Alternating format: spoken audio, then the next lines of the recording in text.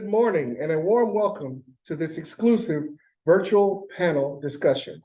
As you know, my name is Cliff Long. I'm the Chief Servant here at the Orlando Regional Realtor Association, and I'm honored to moderate this important discussion on the implications of the Burnett versus NAR verdict. Now, as you know, this landmark case has captured the attention of our industry, and understandably so. The verdict has the potential to significantly impact our business practices and the way you serve your clients. I just want to take a second and emphasize that we have an opportunity here, an opportunity to learn, adapt, and emerge even stronger than ever before. That's why we're here today, to collectively discuss this verdict, understand its ramifications, and explore strategies for navigating the evolving landscape. William Shakespeare once said that all the world is a stage. And as we know, Shakespeare wrote many plays. Some of those plays were tragedies. Some of those plays were dramas. Some of those plays were comedies. But all of them had an antagonist, a protagonist, a hero, and a villain. And whereas we're not here today, I haven't identified any villains. I have a stage full of heroes who have agreed today to take time out of their busy schedules and talk to you, the members of the Orlando Regional Realtor Association, and all the rest of you beautiful people out there in Facebook, Zoom, and TV land about this historic trial. Now, as I mentioned today, some people call them panelists. I'm calling them heroes. They're industry leaders and experts, and they include ORRA's 2023 President, Lisa Hill, President-elect Rose Kemp, Norcas Fernandez, broker-owner of La Rosa, and Denise LaHoop, broker-owner of Keller Williams. Together, they will provide a comprehensive overview of the verdict, its potential impact, and practical guidance, which we all need on adapting our industries and businesses' best practices. Now, but this discussion isn't just about the experts. It's about all of us. We're here to listen together, share our perspectives, and collectively chart the course for our future. Leading up to this panel discussion, we collected questions from our members, and today we will address those questions head on. I encourage you to actively participate in this discussion. Ask questions using the Q&A option in Zoom, and we will engage with our panelists to answer as many of those questions as possible.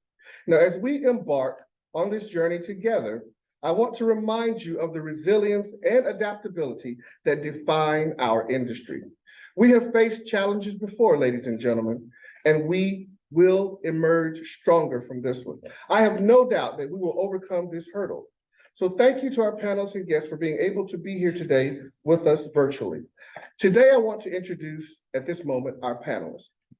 Lisa Hill. Lisa is a seasoned real estate professional with over 3 decades of experience. She currently serves as the president of the Orlando Regional Realtor Association and was honored as the 2020 Realtor of the Year. As broker associate at Keller Williams Realty at the Parks and a trustee with the Orlando Regional Realtor Foundation, Lisa's commitment to excellence is reflected in her outstanding service to her clients and leadership roles here at ORRA. Our second hero of the morning is Rose Kemp. Rose Kemp is a leading realtor and top producer in Central Florida with RE/MAX Town Center since 2000. Rose has been recognized with awards such as the ORRA Rising Star and Women's Council of Realtors Entrepreneur of the Year. She's a RE/MAX Town Center Lifetime Achievement recipient and is a RE/MAX Hall of Fame member. Let us all welcome Rose. I want to introduce Norcas Fernandez. Norcas is broker owner of La Rosa Realty with over 300 agents.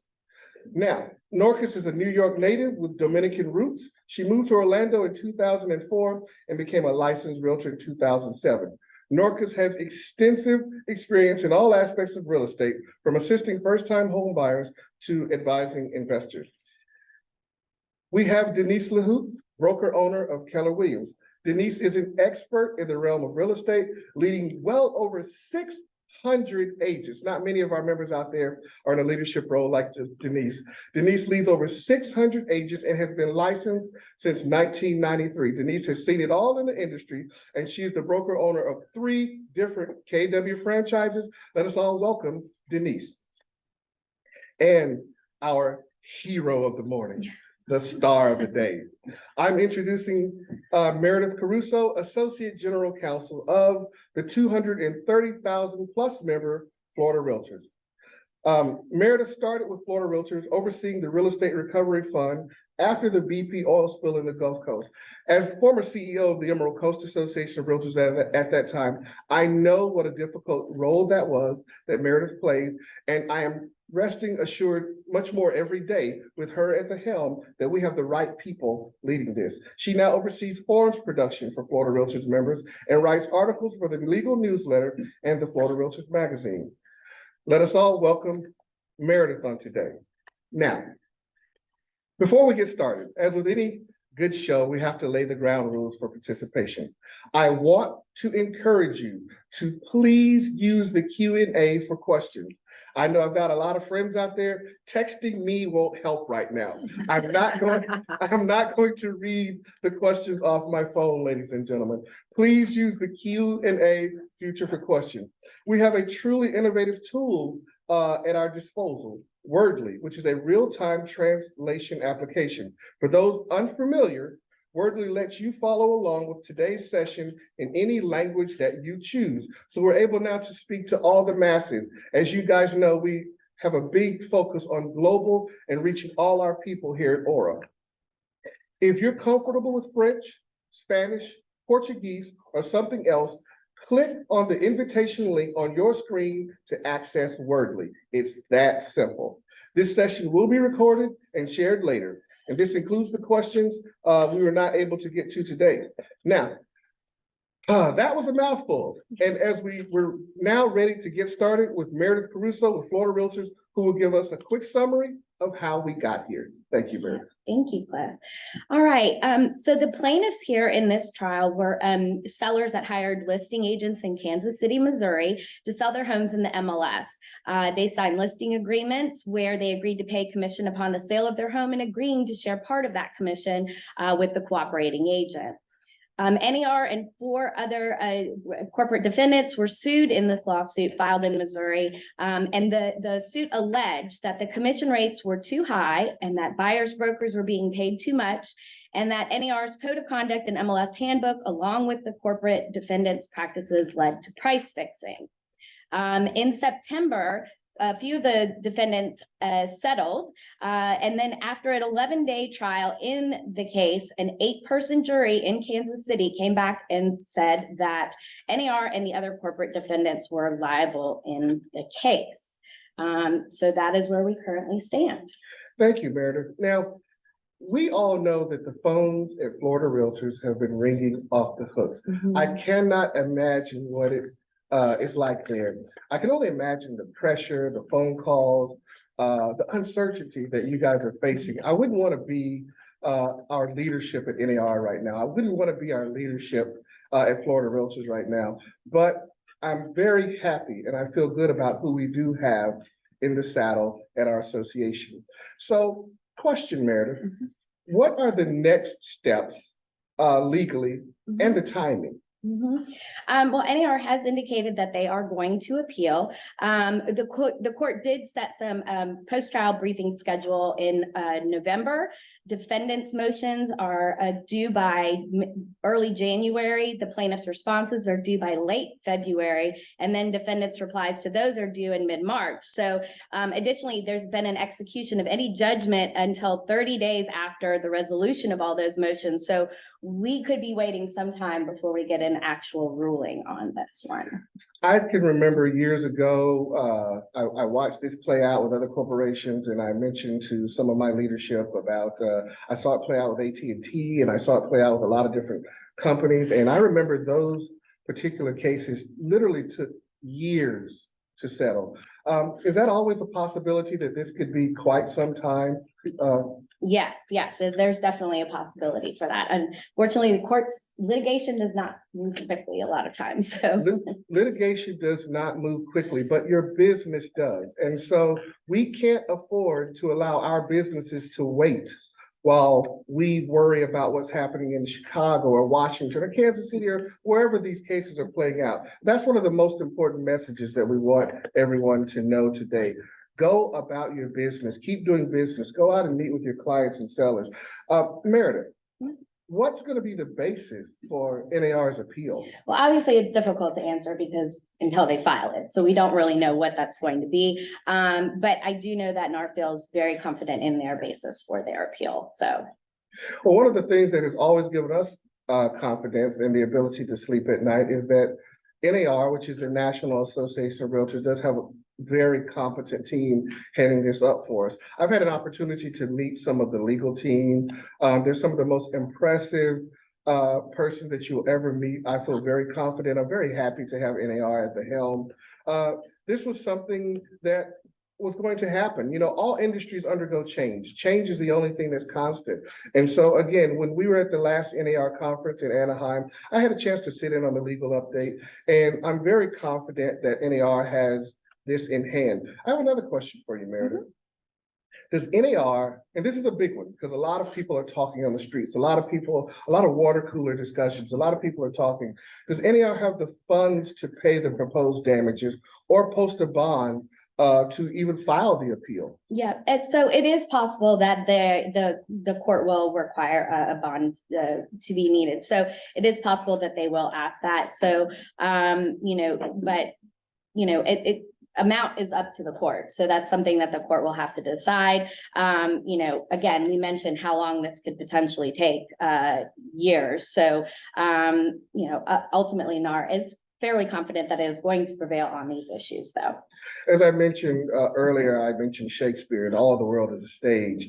We're in the theater watching it play out. And sometimes the show can be a 30-minute show, or sometimes it can be a 1-hour show, and sometimes it can be a series. I think this, guys, is going to be more of a series. It won't play out in one show. There will be an appeal, and then there will be an appeal to the appeal, and then an appeal. I'm making this up as I go along. An appeal to the appeal. But what I am saying is this is definitely theater. It's going to play out over a long period of time. And in the meantime, we want to make sure that all of our members and any member that's actually taking an opportunity to look at this, go on about your business and keep on practicing real estate. Keep on helping people to realize the American dream. You're doing a great job at what you're doing. And the Orlando Regional Realtor Association will be here with you every step of the way to help you and to protect your business. Now, I've got another question from you, Meredith. How does this verdict affect other ongoing litigation, including the other seller lawsuits? Well, it really doesn't. I mean, like real estate transactions, each lawsuit is unique, and who the players are, et cetera, et cetera. So, it doesn't necessarily have an effect on any of the other ongoing litigation.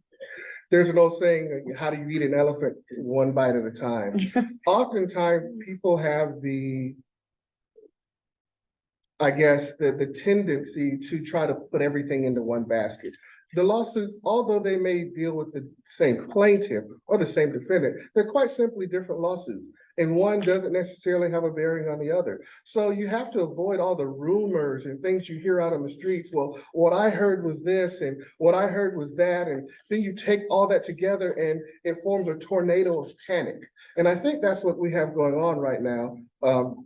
To all of our heroes and to our audience, we have a tornado of panic out there. People have thrown everything together, and to them, the sky is falling. But to those of us in business, litigation in business, that's something that we do every day. One of the first persons that I met here was the attorney. And I think that if you're in business, you know who your attorney is. And litigation is simply part of what we do every day. It's a necessity. And this is one more area of that. Now, Meredith, what could be the potential damages if NAR loses the appeal Yeah, well, that's hard to say. I mean, any questions that are forward thinking, without knowing, it's hard to predict that. It would just be making a wild guess. So, but potential damages. I mean, we know what the jury's verdict was. So, it just depends on how they are on the appeal. So that just goes to add to another thing that you're hearing a lot of people talk about the money, and they hear that word billion and they hear this and that. But quite simply, those are just words right now being thrown around. No one truly knows what the actual damages will be. That's something that is going to be a part of the appeals process. And we should just wait for that process to play out. Now, this next question is for Lisa. Lisa, is there anything that realtors, brokers, state and local associations or MLSs need to do differently because of this verdict? Not because of the verdict. NAR has emphasized two very important things that we as realtors need to do. One is your buyer broker agreements. It's very important to have those conversations with all of your customers and let them know that, you have a listing agreement signed by a seller. Why wouldn't you have an agreement signed by your buyer? So one of the second things that NAR is saying is, compensation has always been negotiable. So if you have these buyer broker agreements, have these conversations with your customers, because most people don't know that compensation was negotiable because we as agents never told them. So it's our job as realtors to be completely transparent and have these negotiation talks with your customers. Thank you. And Denise, I would imagine as a broker owner, what Lisa said, these are things you've been doing anyway. Oh, absolutely.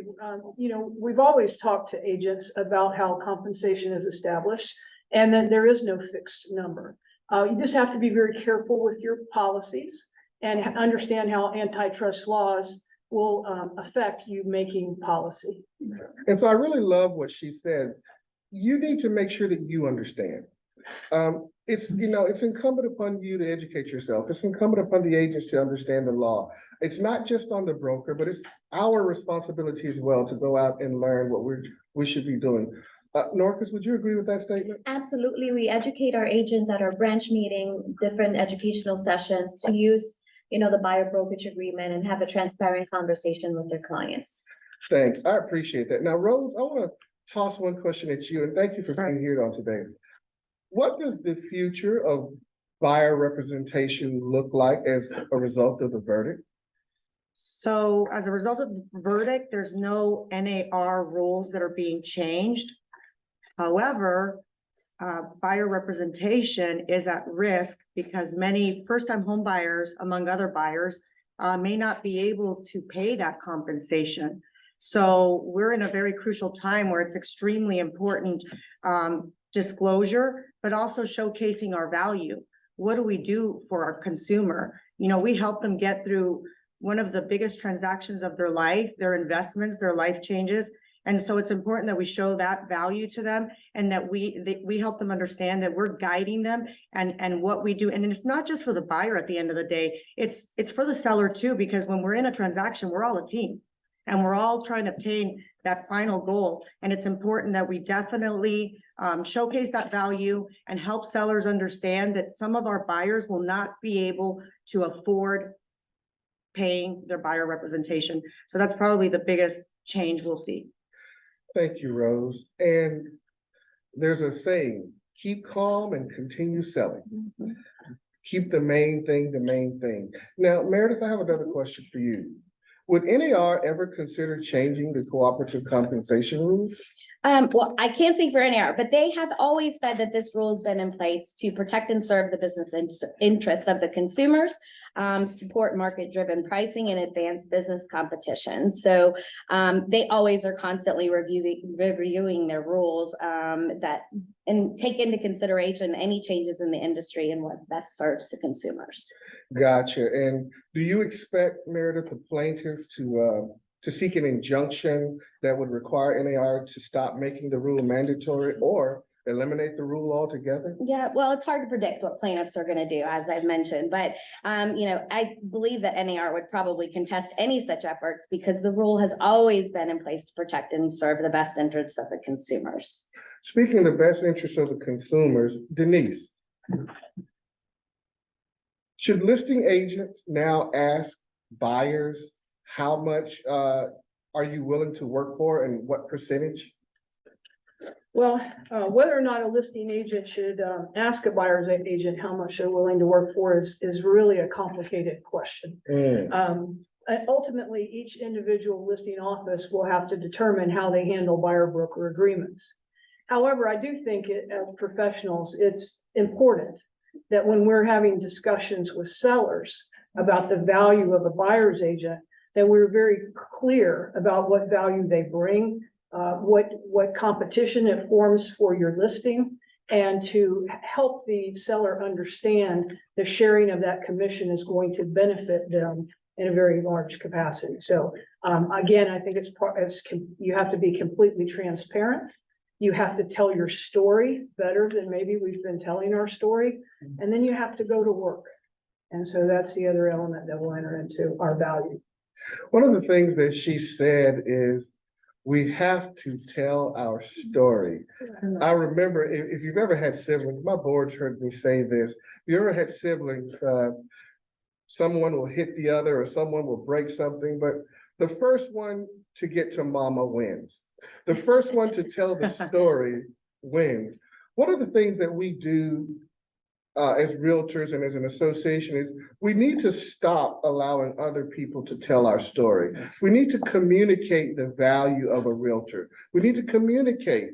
And that's one of the things that we're doing here today, the value of the Association of Realtors, helping you to understand that we are your best tool. Now, speaking of tools and the code of ethics is one of the greatest tools that any business, any association in America has ever had. Meredith, isn't negotiating commission part of the contract contingency against code of ethics 16-16? Well, as you know, whether or not something is a violation of the code of ethics is ultimately up to the grievance committee, professional standards, and ultimately the board of directors. However, I always look at negotiating as being two people involved in a conversation versus someone doing something one-sidedly, maybe on their own. So, I look at 16-16 as saying, hey, I can't refuse to give you my offer just because you aren't willing to negotiate. So negotiate is when they're both willing to enter into that agreement. So, but again, whether the specific circumstances fall into a code of ethics issue, that would ultimately be up to the board. I appreciate that. And we all know that the code of ethics is what separates the realtor from the regular real estate professional. It's a resource, it's a tool, it's what we use to govern ourselves. And we're the only organization in the world that self-governs the way we do. But speaking of resources and speaking of tools, Norcas, I have a question for you about that. What will ORRA provide resources to help buyer broker agreements? Absolutely. ORRA is committed to supporting its member by ensuring they have the resources they need to navigate the ever-changing real estate landscape. Buyer brokerage agreements. Some of the ways that we're willing to help is that the ORRA helps is by providing educational resources, expert support such as the legal hotline, professional standards committee, advocacy and updates, and much more. Absolutely. Norcas mentioned the legal hotline.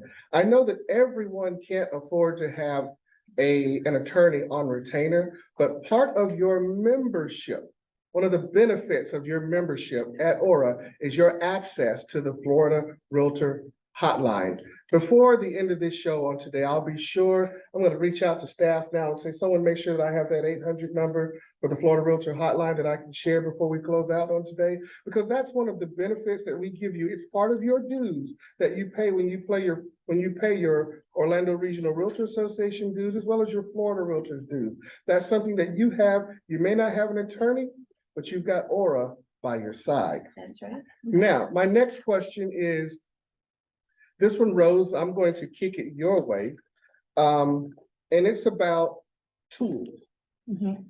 If all of the real estate tools like MLS, IMAP, RealList, and CoreFact are included with MLS subscriptions and can be purchased without membership, then what services does ORRA provide? So tools will never be able to replicate what ORRA provides. You know, ORRA provides a support system, a very comprehensive support system. We empower our realtors. We help you succeed, not just in your careers, but also to protect your clients. And we also contribute to the advancement of this industry. So ORRA is so much more than just a subscription or a tool. We also include education, as Norcas mentioned. We provide discounts for different types of tools that you do need. We also offer networking opportunities, many networking opportunities for great engagement and building great relationships with other realtors and other leaders. We are a community and we are a very strong network of realtors. And last but not least, I actually carry my legal hotline number on my laptop, so I thought I'd mention that. So Rose mentioned that ORRA is a resource for you guys. And not only do we provide the tools that she mentioned, we also provide you with your lockbox services. Your membership to the Orlando Regional Realtor Association, as well as your membership to Florida Realtors, also provides you with access to contracts. This is something that is one of the most valuable and most used tools of them all. We also help you with a tech helpline. Did you know that you can reach out on the tech helpline? Look at me, I'm out here giving you another hotline number. You can reach out to the tech helpline and someone will help you with your computer, with your iPhone, your Android, your tablet. We provide all sorts of services. Now, that realtor hotline I promised to give you earlier. I have the number. Norcas has the number. Go ahead. It's 407-438-1409. Again, 407-438-1409.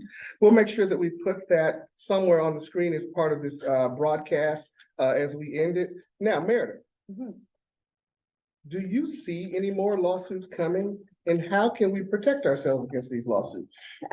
Again, it's hard to predict the future, but my guess is we're probably gonna see some what we call copycat lawsuits. You know, I would encourage every office that is concerned about this to check with any E&O policy and what you might need to be doing if you are faced with a lawsuit.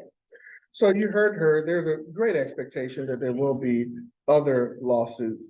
Ladies and gentlemen, this is a situation, I think we've heard about lawsuits in Illinois now. I think there've been copycat lawsuits in Texas. I think that a copycat lawsuit was filed in Georgia recently. And let's just be safe. It's not if, it's when. It's not if, it's when. I believe that you can expect a copycat lawsuit. It would be fair to say in all 50 states. In Florida, as the largest state in the NAR union with over 230,000 members, I would expect that pretty soon someone would want to try to involve Florida in litigation as well. But we'll be ready. We've been ready. We have the tools and the resources necessary to protect our members, and we're ready to go to bat for you every single day. Now, one of the questions that was asked during our last town hall meetings, Meredith, is will this ruling lead to lower commission rates for real estate agents? Well, because we don't have the ruling yet, I mean, it's hard to say what exactly is gonna happen here. So, but you know, once we do have a final court decision, I think we will see what the subsequent reactions are from the industry and consumers. Because so much is being said and so much is being expressed, and so many people are out there, quite honestly, speculating about different models, quite honestly, speculating about what's going to be. There's pundits and professionals and experts have come out of, as they say, the woodwork to talk about this. But there's just, right now, everything's uncertain, everyone. And the only thing that we know that you need to do is keep on selling, keep on showing, keep on listing, and keep on doing what you do every day. Meredith, do you think that the ruling will increase the number of real estate firms that offer flat, free, or hourly pricing? I mean, there's actually lots of them out there that offer that now. So, I mean, it's possible that, sure, could that increase? Of course. But it is, obviously still too early. I hate saying that with all the preface on all my answers, but it's still really too early to kind of figure out how this is all going to play out. So lots of different factors to consider when determining that. Absolutely. So these next couple of questions, I want to toss at all of our panelists. I want to get you guys to chime in. So this one, we're going to take Meredith off the hot seat for a second. I told you guys she was a hero. I told you she's been willing to stand and take the blows and answer all the questions to the best of her ability and knowledge. But now I want to call on my realtor experts to answer a few questions. And so, Lisa, we're going to kick this one to you. Okay. And I want everybody to chime in. Will this ruling make it more difficult for real estate agents to earn a living? No, I don't believe it will. And the reason I say that is it's going to come down to, we have to explain and show the consumers our value. And NAR, if you have a problem with that, NAR has come out with a document that it's 105 value propositions that you can provide to your customers of what your value is. So at the end of the day, no, I think that it's going to come down to the agents having to just really explain your value, show your customers what you are worth. Lisa, care to comment on that? I'm sorry, Rose, care to comment on that? I know, we're look alike. we're wing women. So no, I don't. I mean, at the end of the day, realtors have been serving the consumer for the last 115 years. And here ORRA has been serving the consumer for 102 years. So obviously we've shown value, but now, just like you said, we need to share our story. I think what's extremely important and most crucial right now, and it's something that we've always advocated for a very long time through our communications committee here at ORRA, which is advocacy, right? So stay engaged with with ORRA's leaders because they're working really hard for you. So just stay engaged. Make sure you're going onto our platforms, that you're reading your emails, and we're here basically to help you be successful and get through this. And you will. It's all in what you want, and we're here for you. Thank you very much, Rose. Now, Denise, I want to give you the same question, but I'm going to change it a little bit for you. And I'm doing so because of your extensive time in the industry, the fact that you have so many agents and you own 3 different Keller Williams brokerages. And I know that you're there looking at the numbers. I know that you're there looking at your agent count. And I'm going to follow her with you on this one, Nora, because I know that you guys, your battle is almost like mine. I tell people all the time, although I'm the CEO of the Association of Realtors, when I talk to our realtors, especially my sales agents, I remind them that we're in 2 different businesses.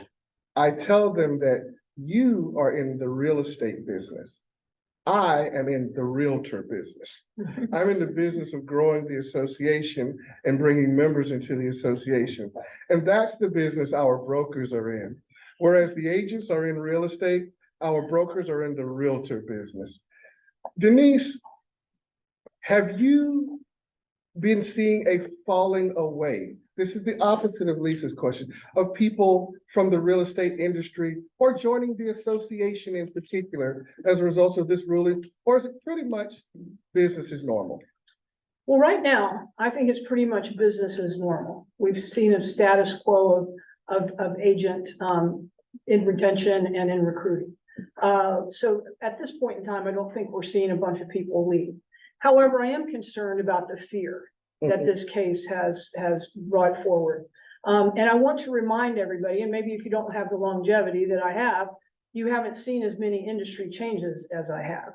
But if I go back into my memory, we were first big change that I remember in my career was agency. We used to have agency and now we don't. And that set us on our ear too. We were all worried about that, right? And then we had the market that went nuts, right? And we all were just putting the signs in the ground and running back to take offers off of the copy machine, right? And then what happened?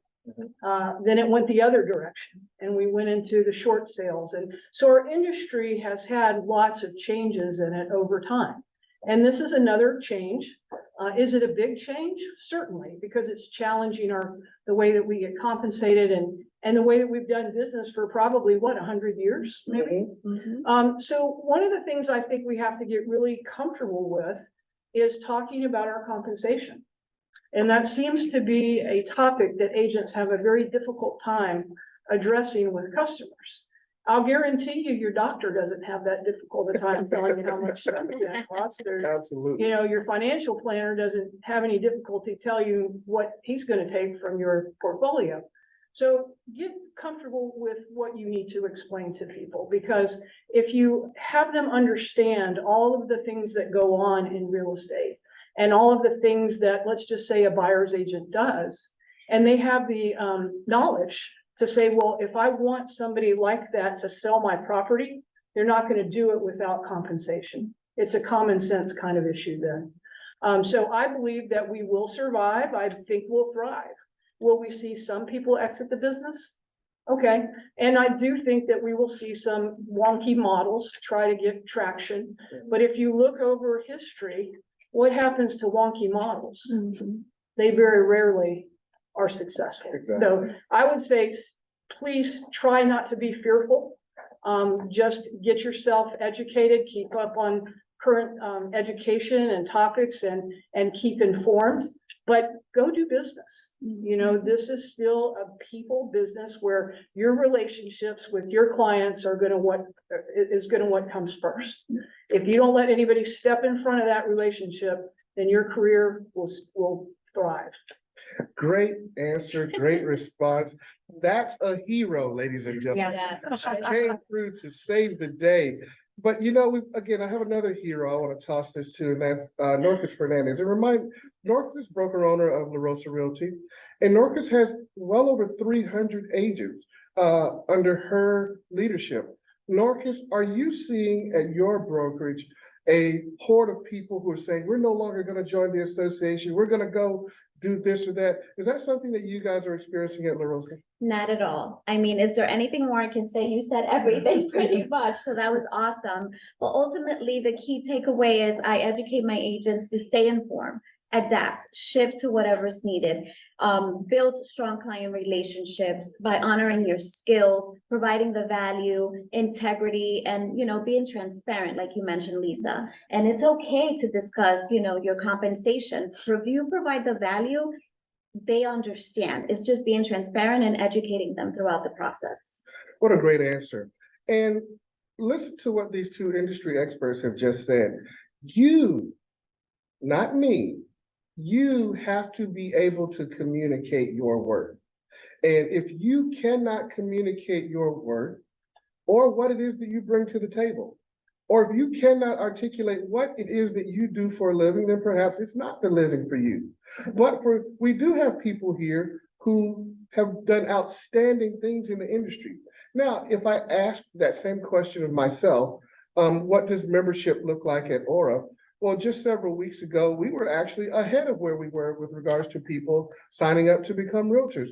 I think last week we had a new member orientation class where the morning class had over 80 people. And we have averaged here at the Orlando Regional Realtor Association. Now, I can't speak for other people, but I can say that about 100 to 150 new member applications per week come to the Association of Realtors, people who are looking to get into an orientation class and join. And those, if you wonder about those statistics, feel free to look at the pass-fail ratio of the Real Estate Commission, and you can see that people are still getting into business. Lisa, Rose, are you guys still seeing new people getting in the real estate business? Absolutely. Absolutely. Every day. They mentioned earlier, they talked about the association and the fact that we will endure, and we won't just endure, we will overcome, and we won't just overcome. Denise said we will thrive. You heard Rose said that this organization is 102 years old. I want to go back to that because when you start to look at the fact of, and we do have a studio audience, when you start to look at the fact that we're 102 years old, and questions are being taken online right now. We are starting to take questions online. I'll address some of those in just a minute. But to finish the point, let's talk about some of the things that the Orlando Regional Realtor Association has been here to serve its members through. We were here through World War I. And we were here through World War II, and we continue to serve the members. We were here through the Korean War, and we were here during the Vietnam War, and we continue to serve our members. We were here during suffrage. We were here during the Civil Rights Movement and the Civil Rights Act of 1964. We've been here standing alongside the LGBT community as they endeavored to have their rights and their lives recognized through real estate.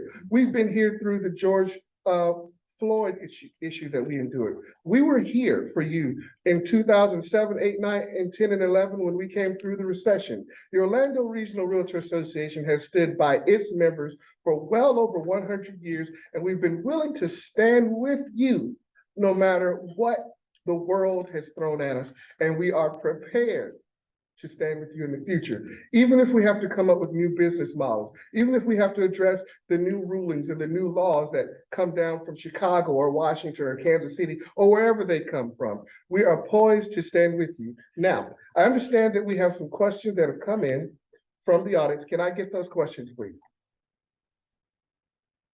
Thank you. We have our Vanna White out there in the audience, Latanya, and she's been with us all day today. Thank you, Vanna.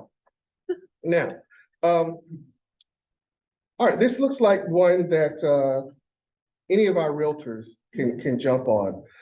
If a buyer gets down payment assistance, they can't afford to pay you.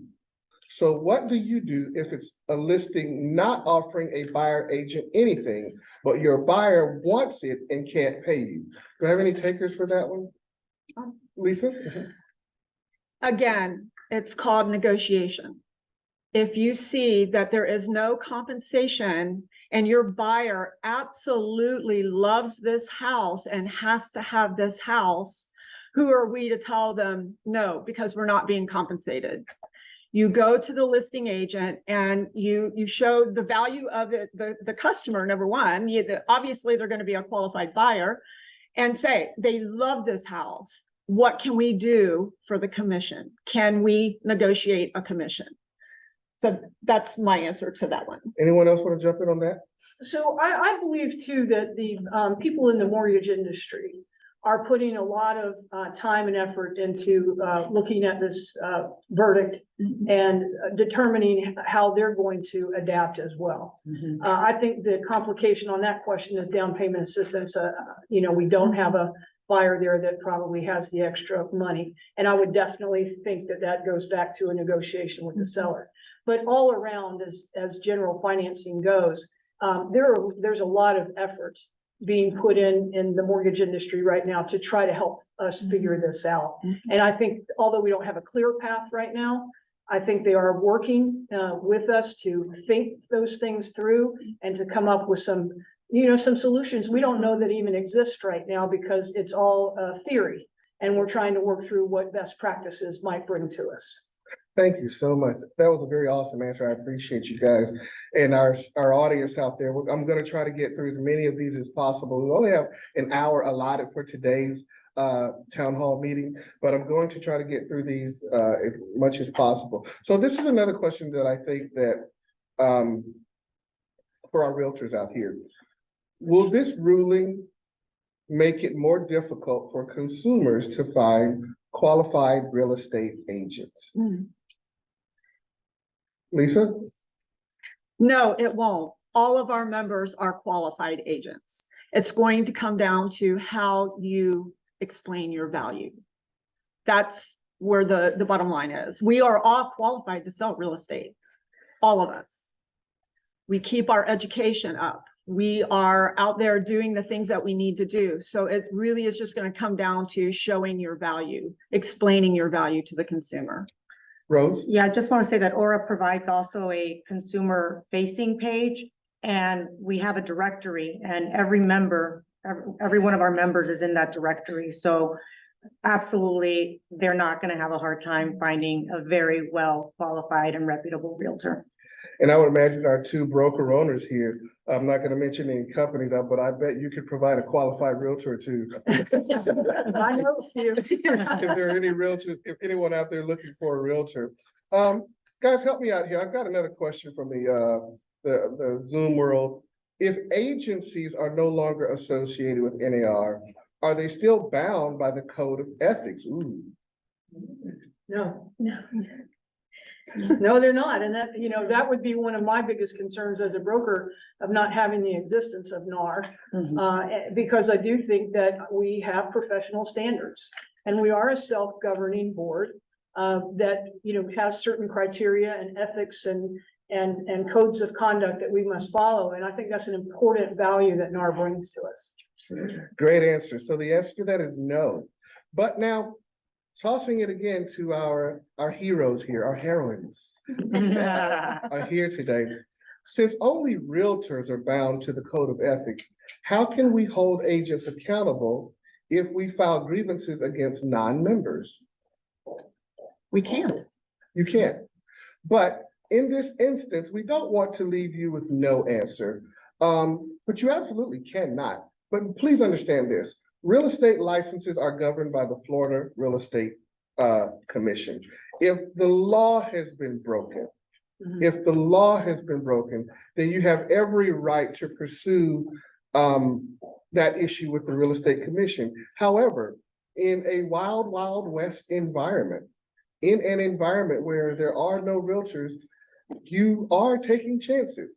And so we don't want to paint a rosy environment for you. Having an environment where the majority of people are not members, are not bound by a code of ethics, don't have any particular code whereby which they're going to handle you or handle the consumer or how they're going to handle the transaction, or going back to a wild, wild west environment when you don't know how they're going to handle the contract, when addendums are going to be written on napkins on the trunks of cars outside the house. And some of you guys know of those environments before the FAR bar contract, when people were typing addendums on Apple IIe computers and 2C computers and printing it out and faxing it over to you. We don't want to go back to a situation like that. And that's why we have to get behind the Orlando Regional Realtor Association. We have to get behind Florida Realtors, and we have to get behind the National Association of Realtors and support them, because what we do here at ORRA is we bring order to the environment. We bring order to the real estate industry. Now, can anyone share what NAR, Florida Realtors, are doing to communicate with public and consumers directly? Does anyone want to jump in on that, or I can take it myself? If you're a member of the public, or if you're a realtor, we want to encourage you to, by all means, go to the NAR website. Neither Florida Realtors, Orlando Regional Realtor Association, or the National Association of Realtors has shied away from this subject whatsoever. In fact, I can't speak for any other association of realtors out there, but we here in Orlando, we value you. We're like the buffalo. We're running into the storm. We're going to take this head on, and we're going to make sure that we show value to our members. Being a member of the Orlando Regional Realtor Association means that you never have to go it alone. I don't always have the answers. Lisa won't always have the answers. Our board of directors won't always have the answers, but you can bet that we're going to find them out for you. We're going to stand in the gap for you, and we will advocate. We'll advocate for you today the same way that we advocated for you yesterday when it was us versus the rent freeze. When the ruling that came down from the county was that the rent freeze was going to be intact. And it was the Orlando Regional Realtor Association, along with Florida Realtors. We filed the lawsuit. We challenged the county. We were willing to put up $1 million in RPAC dollars to fight that. And we got it overturned at the Florida Supreme Court. And we also made sure that the law was changed in Tallahassee to make sure that something like a rent freeze could never happen again. I can't tell you how this will play out in the courts with the National Association of Realtors, but I can tell you this: your dues dollars are well spent, and we are here today, and we will advocate on your behalf. Let me see if I have one more question here. For my brokers, I want you to give me a demonstration. If you were asked, or if you were in a conversation, that would help, that you would have with a buyer to explain the buyer's broker agreement and the commission the buyer will give the agent, how would you talk about that in this situation? Can one of you guys jump in on that? You mean the agent with the client? Yes, yes. Okay. It's hard to translate. We're coming off. No problem. First and foremost, that the agent has to be well educated to be able to explain the contract. It's pretty much for them to let the client know their due diligence to them. And the reason why, like Lisa mentioned before, the 105, value that they're providing. And the reason why, this compensation is needed because of their fiduciary relationship with the client themselves. Thank you very much. Someone asked, what is ORRA doing to support brokerages and their work around supporting agents? I'm going to take this one. I've been waiting on one for me and no one asked me a question. So ORRA continues to look for ways that we can help our profession, our members, you individually. We're going to continue to offer networking opportunities. We're going to continue to offer, education, advocacy. I mentioned a second ago that we're going to continue to advocate. I think you guys know more than ever that RPAC is one of our greatest tools. That's the Realtor Political Action Committee. This year, more than ever, I'm going to tell you that RPAC is going to play a role. How will RPAC play a role? Because we have talked, Meredith mentioned earlier, this is going to be decided in the courts. And guys, this appeal is going to go out for a long time. It matters. It absolutely matters how we are positioned in Washington, because this began with the Department of Justice, and we've got to make sure that our legislators, our congressmen, our senators, we have to make sure that our state representatives, our state senators, our governor, we have to make sure that all of our elected officials understand our position and that we are the consumer's best friend. The number one way that we do this, that we get our point across, is through the Realtor Political Action Committee. Ladies and gentlemen, if you have not contributed to RPAC, I'm going to go out, I'm going to bare my soul, and I'm going to look at you today and say, I need your help. Next year, it will cost us money to litigate. Next year, it will cost us money to make sure that we have the right people in place. Next year, I'm going to need to be more or louder than ever in articulating the Realtor stance down at City Hall, in Tallahassee, and in Washington, D.C. If you have not contributed to RPAC, please be sure to contribute. I myself am a major donor. I give well over $1,000 each year to RPAC. But if I could just get you to pay your fair share or invest the cost of a yard sign, if I could get every member to give the cost of a yard sign, $35 to RPAC, you would have given your fair share to help us fight this fight down at City Hall, in Tallahassee, and in Washington. Everywhere I can, I'm going to provide you discounts on services. We provided you with the early bird discount. We had a record number of people who paid their dues early, and also professional standards. We're going to continue to offer you arbitration. We're going to continue to offer you mediation. We're going to over 40,000 transactions through the MLS last year. And when iron sharpens iron, there will always be sparks. We are here to catch the sparks. We know that every transaction is not going to go well, but we're here to stand by your side when that happens. As we begin to come to a close, starting with Denise down at the end, I'm going to ask Denise, would you like to give any final remarks as we come into our last 5 or 6 minutes of the podcast or the show? Sure, I'd love to. So I would say as we go forward as a profession, to educate yourself is the most important thing. If your business model has you working with buyers, the first thing I would do is become an ABR, accredited buyer representative. That gives you some validity and when you're proving your value, there's your first step. The other thing I would do, and I've been to a lot of these town hall type meetings, so the one that FAR had, and we've received a warning that I want to pass on to you, and I'm passing it on to every agent I speak to. Be careful what you say in social media. This is not the time to rant, rave, take a political stand, whatever you want to call it, because those comments can come back and be used against you. So please be careful what you say, and please check the resources of who you choose to get your news from and who you choose to believe. There's a lot of sources out there that are very credible, but on the other hand, there's a lot of sources that are also not very credible. So just be careful what you say. Thank you. Norcus? Absolutely. Again, Denise, you leave me with no words, but I'll leave you with three. Stay grounded, pivot, and you will thrive. Stay grounded, pivot, and you will thrive. I don't think that it could have been said any better. President-elect Rose? I just want to say that ORRA is your business partner. ORRA is your home. We are working really hard to help our realtors stay in business. But what we need from you is to stay engaged, to visit your social media portals for ORRA, if that's the way you like to communicate. Visit your portal. You have a portal here with the association. Visit that weekly and read your emails if you can. So that's my biggest advice, and get out there and advocate, share with your consumers how amazing we are. We are so much more than just a salesperson. So I wish everybody lots of luck, and then stay engaged with the town hall meetings here at ORRA. President Lisa? My feeling is you must educate yourself before you can educate others. And like Denise said, the ABR is an amazing course. I would highly recommend that you all take the ABR.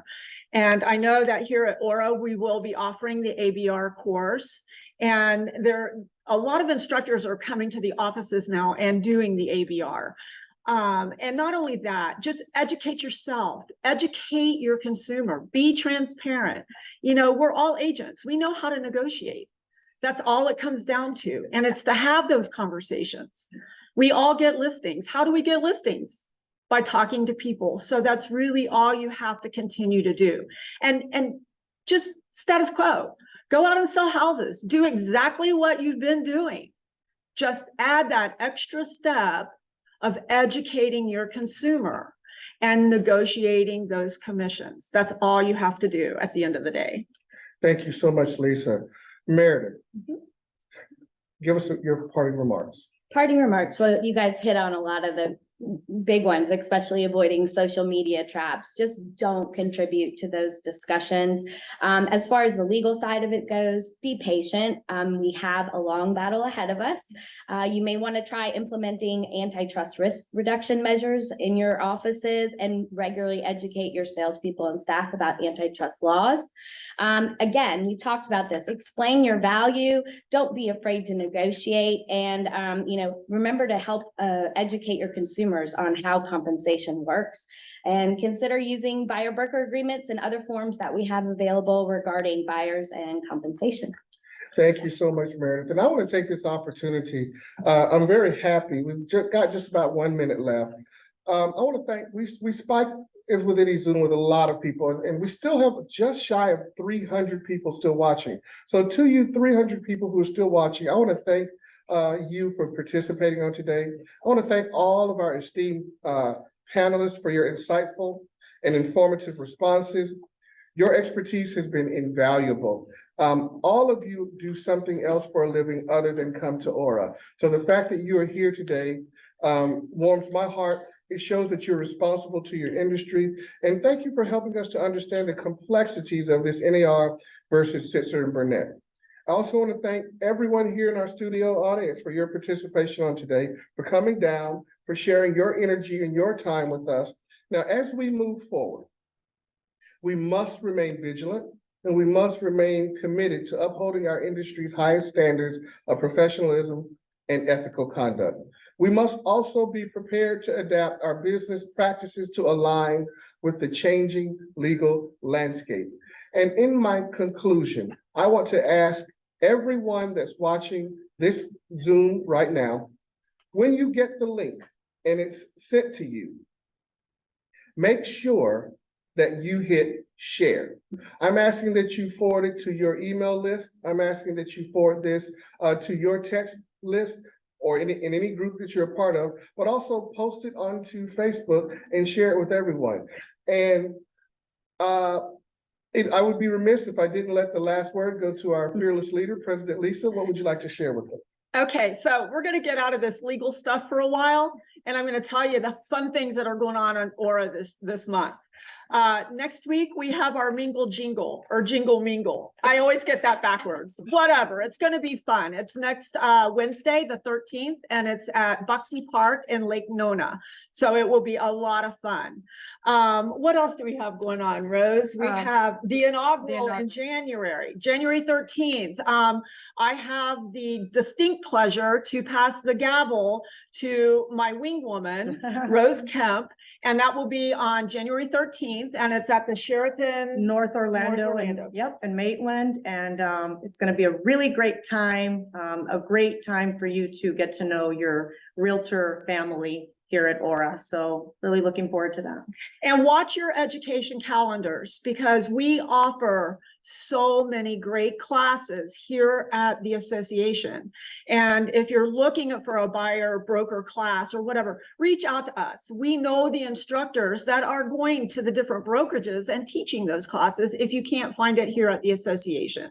So just educate yourself and sell houses. And register for the inaugural. Early bird ends on Friday. So I just remember that. Early bird ends on Friday. Thank you. The inaugural is going to be packed. I failed to mention to you, President-elect Rose, that I got a phone call at 10 o'clock last night from a broker and a CEO down in Key West. And they're saying that they're coming to your inaugural. Ladies and gentlemen, that's all of our time for today. We want to thank you for being a participant in this particular Zoom, and what will ultimately go out on all social media outlets. We love you. We thank you for being a member of the Orlando Regional Realtor Association. Happy Hanukkah, Merry Christmas, Happy Kwanzaa, and all of the holiday greetings. We'll talk to you later.